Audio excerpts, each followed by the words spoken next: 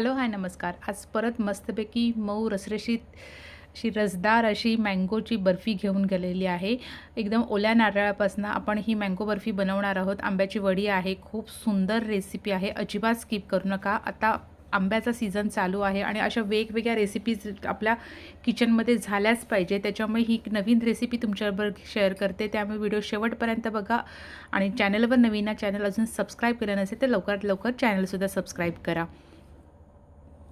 आपण आता जी आंबावडी बनवणार आहोत, ओल्या नारळापासून बनवणार आहोत. आंबावडी बरेच प्रकार असतात, त्यातला हा एक प्रकार मी तुमच्याबरोबर शेअर करते. सगळे प्रकार आहे, जास्तीत जास्त तुमच्यापर्यंत सगळे प्रकार पोहोचवण्याचा प्रयत्न करेन. त्यातला हा एक प्रकार आहे. त्याच्यासाठी मी इथे एक चमचा तूप घेतलेला आहे आणि ते तूप गरम झालं की आपण त्याच्यामध्ये ओल्या नारळ किसून घेतलेला आहे. ओला नारळ आता आपण त्याच्यामध्ये टाकायचा आहे. 1 वाटी मी ओला नारळ घेतलेला आहे. आता ज्या वाटीमध्ये तुम्ही नारळाचं किस घेणार आहात तेवढ्याच ह्याच्यामध्ये पुढच्या त्याच वाटीमध्ये किंवा तेवढ्याच सेम वाटीमध्ये आपण पुढचे प्रमाण घेणार आहोत. त्याच्यामुळे आता आपण पहिलं ते हे जे नारळ घेतलेलं आहे किसून तो आपण त्या तुपावरती छानपैकी परतवून घेऊया. पूर्ण प्रोसेस आहे ना अख्ख्या वडीची आपली ही सगळी आपण आहे ना मीडियम फ्लेमवरती केलीत ना तर अगदी उत्तम होईल. घाईघाईमध्ये करण्यात काही अर्थ नसतो. 10 मिनिटात वडी तयार होते वगैरे असं काही नाही. जर आपल्याला अगदी पद्धतशीर करायचं असेल ना आणि आपल्याला स्वतःला सारखं ढवळून सुद्धा त्रास न करता आनंद घ्यायचा असेल ना आपल्या आंबा नारळ वडीचा, तर मऊ अगदी व्यवस्थित आपली ती करायची आहे. त्याच्यामुळे आपल्याला एकदम लो फ्लेमवरती आपल्याला करायचं आहे. आता खोबरं आपण छान खरपूस असं भाजून घेतलेलं आहे. त्याचा कलर चेंज केलेला नाही. आता ज्या वाटीने खोबरं घेतलं होतं तेवढीच वाटी मी इथे आंब्याचा रस घेतलेला आहे. अगदी फ्रेश ताजा अगदी हापूस आंब्याचा आपण गर काढून घेतलेला आहे आणि तो आपण सगळा त्याच्यामध्ये टाकून घेतलेला आहे. जेवढं खोबरं असेल तेवढीच आंब्याचा रस घेतलात ना तर तुमची वडी आहे ना ती खूप छानपैकी होईल. जरा तरी आंब्याचा रसचं प्रमाण तुमचं वाढलं तरी ना वडी आपली सेट होताना भरपूर वेळ जातो. व्यवस्थित पाहिजे त्याची सेट होत नाही आणि अगदी अशी ती ओलीच राहते. त्याच्यामुळे परफेक्ट प्रमाणामध्ये सगळ्या गोष्टी घेतल्यात ना तर अगदी म्हणजे खोबरं पण घेताना अगदी असं नुसतं वाटी भरून घ्यायचं नाही, गच्च वाटी भरून घ्यायचं. ते हे मी सुरुवातीला सांगायला विसरले होते. खोबरं घेताना अगदी गच्च वाटी भरून घ्यायचं, म्हणजे तेवढीच वाटी आपण आंब्याचा रस घेतला की परफेक्ट प्रमाण होतं.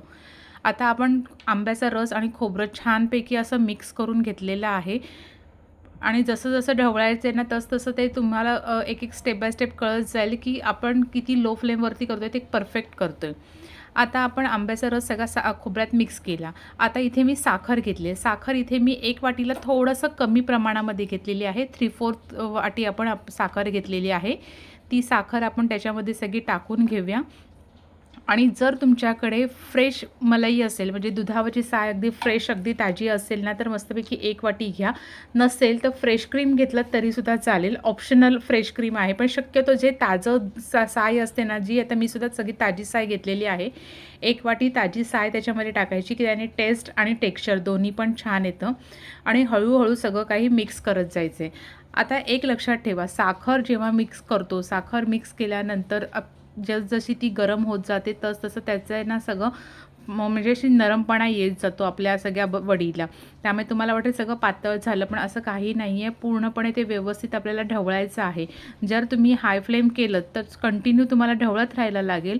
म्हणून सांगते, लो फ्लेमवरती केलं ना तर मध्ये 2-2 मिनिटांनी अगदी थांबत सुद्धा तुम्ही ढवळू शकता. कंटिन्यू ढवळून हात दुखतोय, बराच वेळ झाला, कंटाळा आला असं व्हायला नको. म्हणून आरामात अगदी हळूहळू ती ढवळत राहायची आहे. हाय फ्लेमवरती घेतलं ना की कसं होतं की त्याचे ना सगळे शिंतोडे उडतात, ते हातावरती येतात, त्याच्यामुळे परत चटका लागू शकतो. त्याच्यामुळे लो फ्लेमवरती आरामात करा. आणि आपली वडी ही कशी आपल्याला मऊ रसदार लुसलुशीत अशी पाहिजे. आपल्याला कडक अशी वडी नको आहे. कडक वडीची रेसिपी पण मी तुमच्याबरोबर लवकरात लवकर शेअर करेन. पण आपल्या ह्या वडीचं टेक्स्चर वेगळं येतं, ती एकदम मस्त तोंडात टाकल्या विरघळेल अशा पद्धतीचं असतं. त्याच्यामुळे आपण आरामात ही शांतपणे ही करायची आहे.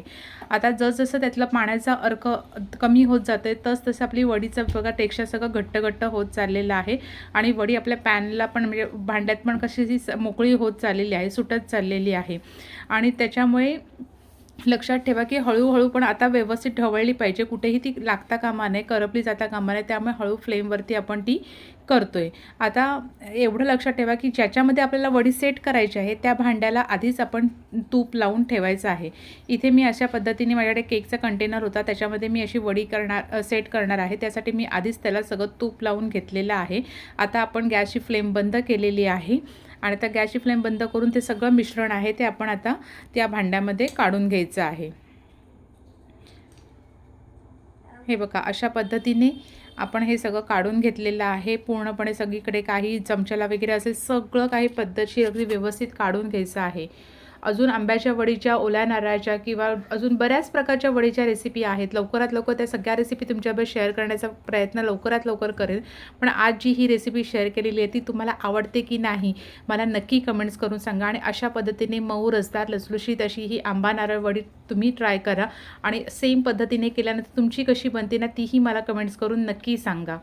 आता सगळीकडनं आहे ना मी ती आंबावडी पूर्णपणे सेट करून घेतलेली आहे आणि जसं आपण केकचा बॅटर सेट करतो तशा पद्धतीने थोडीशी ही अशी ना आपटून घ्यायची, म्हणजे सगळीकडे एक समान पसरली जाते.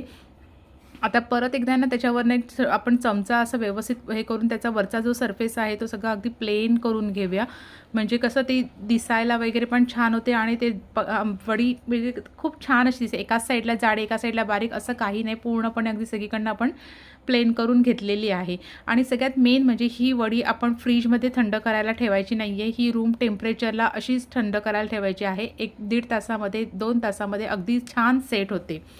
आता त्याच्यावरती मी थोडे पिस्ता बारीक कापून घेतलेले आहे. तुम्ही अजून कोणतेही ड्रायफ्रूट्स त्याच्यावरती टाकू शकता. मी जस्ट गार्निशिंगसाठी त्याच्यावरती पिस्ता टाकून घेतलेले आहेत आणि आपण ही वडी अशीच थंड करायला ठेवलेली आहे. मी फ्रीजमध्ये अजिबात ठेवलेली नाही आहे ती वडी, अशीच बाहेर ठेवून आपण ती पूर्ण थंड करायची.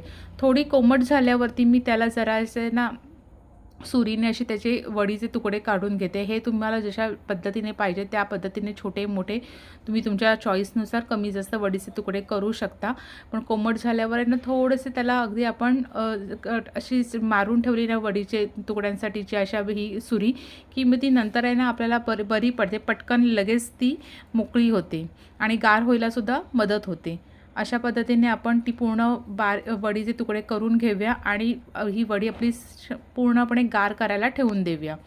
आणि अशा पद्धतीने छानपैकी अशी एकदम मऊ, लुसलुशीत, रसदार अशी आंबा नारळ वडी, अशी ओल्या नारळाची वडी ही तयार झालेली आहे. खायला खूप टेस्टी आहे अगदी. अशा पद्धतीने नक्की ट्राय करा. ह्या एक वेगळ्या पद्धतीची वडी तुमच्याबरोबर शेअर केलेली आहे. रेसिपी आवडली असेल तर रेसिपीला लाईक करा, तुमच्या आवडत्या व्यक्तींना शेअर करा आणि चॅनलवर नवीन चॅनल अजून सबस्क्राईब केलं नसेल तर लवकरात लवकर चॅनलसुद्धा सबस्क्राईब करा, कारण अशा सुंदर सुंदर रेसिपी सगळ्यात आधी तुमच्यापर्यंत पोहोचण्यासाठी त्यासोबत बेल आयकन दाबायलासुद्धा विसरू नका. चला तर भेटूया नवीन रेसिपी नवीन व्हिडिओसोबत. तोपर्यंत ही मऊ, रसदार, लुसलुशीत अशी आंबा नारळ वडी कशी वाटली मला नक्की कमेंट्स करा. थँक्यू.